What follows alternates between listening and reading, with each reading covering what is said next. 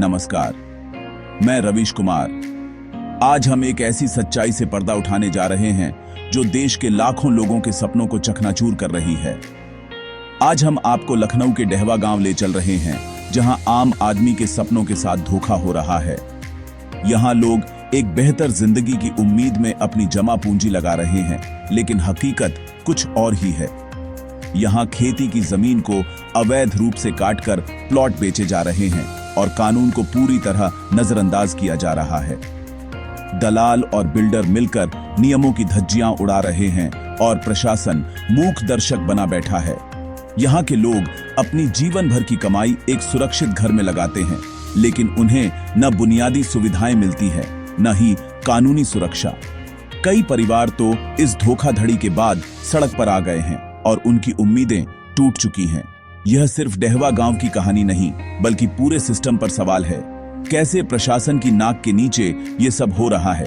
आखिर जिम्मेदारी किसकी है और जवाबदेही कौन तय करेगा? ग्रामीणों की चिंता है कि कल को यही जमीन उनके लिए कानूनी मुसीबत बन सकती है। वे डरे हुए हैं कि कहीं उनकी मेहनत की कमाई हमेशा के लिए न डूब जाए। हरे भरे खेत कंक्रीट के जंगल में बदल रहे हैं, बिना किसी योजना के। गांव की पहचान और उसकी हरियाली दोनों ही खतरे में हैं। बुनियादी जरूरतें, पानी, बिजली, सड़क कहां से आएंगी? इन सवालों के जवाब किसी के पास नहीं है और लोग रोजमर्रा की परेशानियों से जूझ रहे हैं। प्रशासन कब जागेगा, या फिर दोष उन्हीं पर मढ़ देगा जिन्होंने एक घर का सपना देखा था? यह सवाल आज हर उस इंसान के मन में है जो अपने सपनों के लिए लड़ रहा है। इस अवैध प्लॉटिंग के केंद्र में है बिल्डर ललित कुमार, जिनका नाम अब हर तरफ चर्चा में है। ग्रामीणों का आरोप है कि ललित कुमार बिना एलडीए नक्शा या रेरा पंजीकरण दिखाए लोगों से मोटी रकम वसूल रहे हैं। कई परिवारों ने अपनी जमा पूंजी इन प्लॉट्स में लगा दी, लेकिन उन्हें अब तक कोई वैध दस्तावेज नहीं मिला। खरीदारों को झूठा भरोसा दिया जाता है कि सभी अनुमतियां जल्द मिल जाएंगी, जबकि असल में ये जमीनें पूरी तरह अवैध हैं। कई बार नकली कागजात और फर्जी स्टैंप का इस्तेमाल कर लोगों को गुमराह किया जाता है। ललित कुमार जैसे बिल्डर सस्ते प्लॉट का लालच देकर लोगों को फंसाते हैं और खरीदार कानूनी जांच पड़ताल भूल जाते हैं। सपनों का घर पाने की चाह में लोग जोखिम उठाने को मजबूर हो जाते हैं। जब खरीदार पैसे या दस्तावेज मांगते हैं तो उन्हें टाल दिया जाता है। कई बार महीनों तक कोई जवाब नहीं मिलता, जिससे लोगों की चिंता और बढ़ जाती है। यह खेल अब गांव में खुलकर सामने आ चुका है।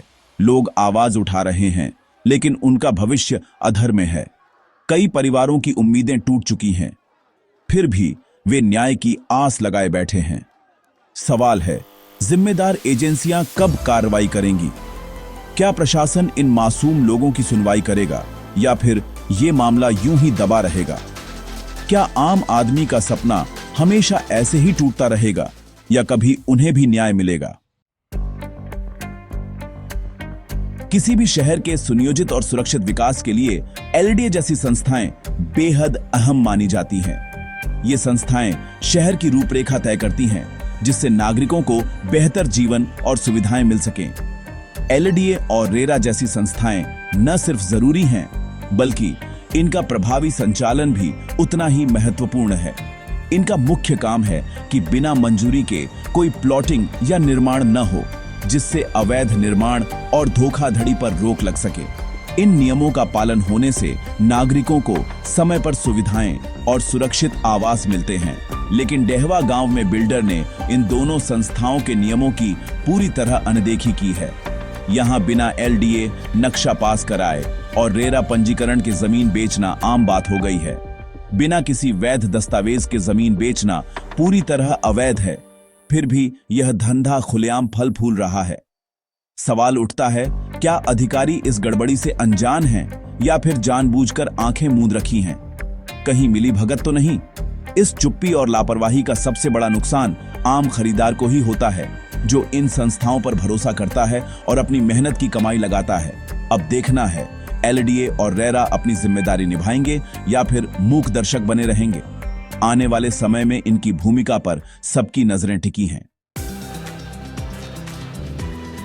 अवैध प्लॉटिंग में सबसे बड़ा खतरा है बुलडोजर।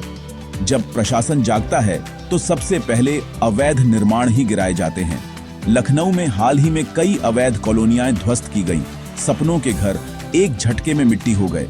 बिल्डर तो बच निकलते हैं, लेकिन खरीदार सब कुछ खो बैठता है, पैसा भी, छत भी। अवैध जमीन पर बैंक लोन नहीं मिलता और बुनियादी सुविधाएं भी नहीं मिलती। लोग हमेशा डर और असुरक्षा में जीते हैं। यह है बिल्डर के झूठे वादों की असली कीमत। क्या लोग अब भी सस्ते के लालच में आंखें मूंद कर निवेश करेंगे? सबसे बड़ा सवाल है, प्रशासन कब जागेगा? बिल्डर खुलेआम कानून तोड़ रहे हैं, ग्रामीण शिकायत कर रहे हैं, लेकिन अधिकारी चुप हैं। अब गांव के लोग चुप नहीं बैठेंगे। उन्होंने चेतावनी दी है कि अगर कार्रवाई नहीं हुई तो वे आवाज उठाएंगे। उनकी मांग है बिल्डर पर एफआईआर हो, अवैध प्लॉटिंग रुके और पैसा वापस मिले। अगर प्रशासन नहीं जागा तो भविष्य में यहां जीवन नरक बन जाएगा। न सड़कें, न पानी, न सुविधाएं।